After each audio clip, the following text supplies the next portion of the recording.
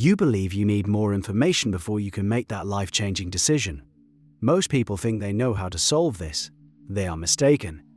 This debate has no easy answer because the smartest people you know are trapped on both sides of it. The meticulous planners paralyzed by what they don't know, and the bold leapers who sometimes fly and sometimes fall from a very great height. Both have a point, and the consequences for being wrong are immense. Where do you stand? By the end of this, you might realize the question itself is the trap. The first camp advocates for logic, for prudence, for doing the work. They argue that an irreversible decision demands an almost fanatical level of due diligence. Before you quit your stable job to start a company, you must write the business plan. You must research the market until you know it better than your own family. Before you move across the country for a new life, you must visit multiple times, in different seasons. Talk to the locals. Build a spreadsheet comparing the cost of living, the job prospects, the quality of the schools. This is the way of the architect, who measures twice and cuts once. The cost of a bad decision, a failed business that bankrupts you, a move that leaves you isolated and miserable, a commitment that ends in a decade of quiet regret, is so catastrophic that any amount of upfront analysis is justified. Jeff Bezos famously called this the Riga minimization framework. He imagined himself at age 80. Looking back on his life, would he regret leaving a lucrative Wall Street job to start an online bookstore? No. Would he regret never trying at all? Yes, profoundly. The logic is simple. Project yourself into the future and choose the path that minimizes the ghost of what if. That sounds convincing, it feels responsible. But there's a problem with trying to see the future from the safety of the present. There are certain kinds of knowledge that you cannot acquire through research. You can only acquire them through participation. This is the argument from the second camp, the empiricists, the doers, the people who believe that true clarity only comes after you've jumped. They argue that analysis has diminishing returns. After a certain point, more data doesn't make the decision clearer. It just creates more variables, more sub-scenarios, more reasons to wait. The real high-quality information is only available on the other side of the decision. You can't know what it's truly like to be a parent by reading books about parenting. You can't know if you will love living in a new city by analyzing its demographics. You feel it in your bones on a Tuesday morning, buying coffee, living a life you previously only simulated. For these experiences, the map is a poor substitute for the territory. The act of choosing a path and walking it changes you. It forges a new identity. The you, who would have to live with the consequences, is a different person from the you who is trying to make the choice. So they leap. Because the cost of analysis paralysis, the slow fade of a life spent waiting on the sidelines, feels like a higher price to pay. And yet the other side has its own blind spot. The mantra of leap and the net will appear is a beautiful, empowering idea. It's also a dangerous survivorship bias. We hear the stories from the entrepreneurs who made it, the artists who were celebrated, the people who moved to Bali and found enlightenment. We hear from the winners. We don't hear from the thousands who leaped and found only hard ground.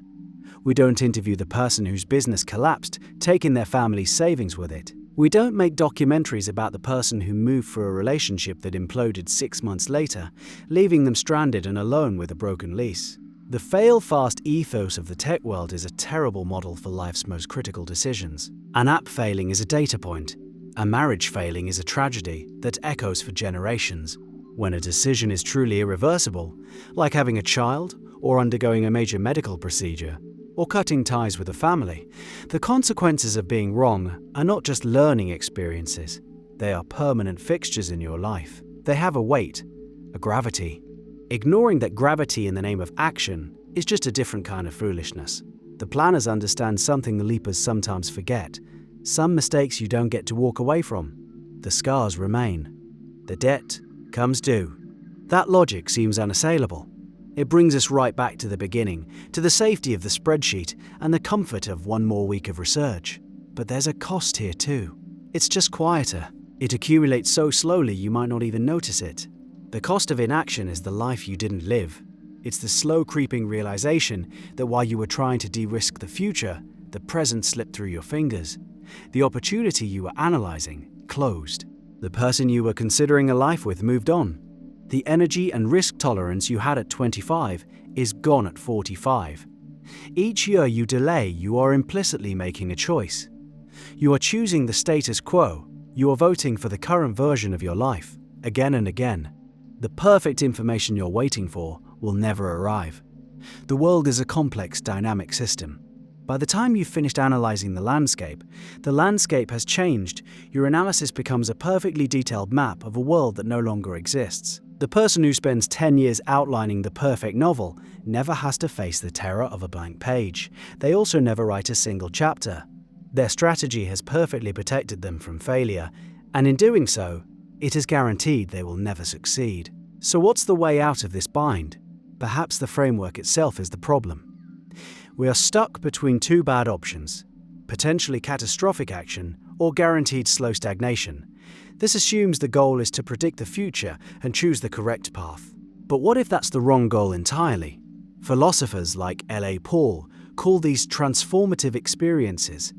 These are decisions where one of the main outcomes is a fundamental change in who you are and what you value. You cannot rationally choose based on your current preferences because the act of choosing will annihilate those preferences and replace them with new ones. A non-parent cannot know if they will enjoy being a parent because the experience of parenthood rewires the very mechanism that judges enjoyment. The data is inaccessible by definition. This leads to a different approach. Instead of trying to predict the outcome of a single monumental decision, maybe the focus should be on building a system that can absorb failure. Instead of asking, "Is this the right choice?" ask, "Am I resilient enough to handle it if this is the wrong choice?" This shifts the entire axis of the problem. You stop trying to be a fortune teller and you start acting like an engineer. An engineer doesn't expect a bridge to last forever without stress. They design it with tolerances. They build in redundancies. So, how do you apply this to your life? Instead of asking, "Will my business idea work?" you ask, "Can I afford to lose my entire investment? And if I do, what skills will I have gained that I can apply to the next thing?" You run a small-scale experiment, a pilot program. You test the riskiest assumptions of your plan with the smallest possible bet. This is the concept of a two-way door versus a one-way door. Most decisions feel like one-way doors: a marriage, a child, a career change. But many of them can be reframed as two-way doors. You can't try having a child, but you can try moving to a new city by signing a 6-month lease instead of buying a house. You can try a new career by freelancing on nights and weekends before quitting your day job. It's about lowering the cost of information. You are paying a small price now, in time, in money, in effort, to buy incredibly valuable real-world data that no spreadsheet could ever give you. You are turning an overwhelming monolithic decision into a series of smaller, more manageable experiments. You start building the muscle of making choices and adapting to the feedback. This method isn't a silver bullet. Some doors are, and always will be, one way. There are points of no return, and at that threshold you will still stand with incomplete information. The fear will be real. The uncertainty will be profound. The planners are right that the consequences are terrifying. The leapers are right that inaction is its own form of failure. The only path forward is to synthesize the two. Do the research, but give it a deadline. Acknowledge the risks, but also calculate the quiet, compounding cost of eternal delay. But most of all, shift your focus from the decision itself to the person making it. Have you built a life with slack in the system? Do you have a support network? Do you have skills that are transferable? Are you good at learning? Are you kind to yourself when you fail? The strength of the decision is a function of the resilience of the decider. A strong enough person can survive almost any outcome. They can pivot. They can mourn and rebuild. A fragile person can be broken by even a correct decision that brings with it unexpected hardship. The ultimate preparation for an irreversible choice is not more information. It is forging a self that is capable of handling the consequences, whatever they may be. So what do you do when you stand before that door, the one that only opens inward? You've done your research, you've run your small experiments, and still you cannot see what's on the other side. You have to choose. Which risk are you more equipped to handle? The sharp, acute pain of a wrong decision, a public failure, a broken dream you might have to live with forever, or the dull, chronic ache of wondering what might have been, a private regret that haunts your quiet moments for the rest of your life.